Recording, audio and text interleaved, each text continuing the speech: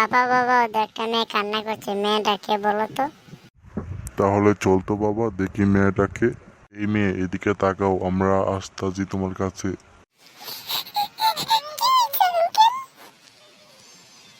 আরে আমি বাবাকে বলছিলাম, কারণ তুমি তো কান্না করছো, আমি তো সেটা দেখতে পাচ্ছি না চোখে।